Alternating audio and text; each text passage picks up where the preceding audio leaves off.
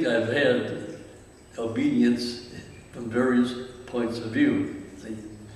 And I think there is, as St. Benedict, or Abbot Gerald, calls obedience the bonum obedience, the good of obedience. In other words, he presents it as something that's good in itself. See?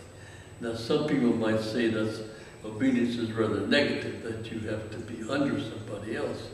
But I think if we look at it in a sense of obedience as our way of cooperating with the will of God, I think that's the important factor. And when we obey, as our Lord says, you obey not just men, but you obey our Lord God Himself.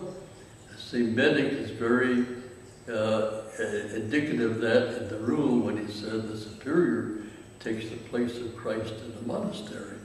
And so obedience in the monastic sense is certainly has a much higher value than simply following rules or following directions of a person.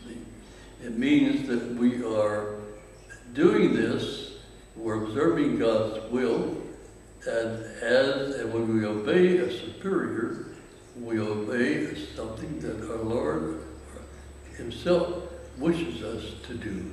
And so I think that gives obedience a very high value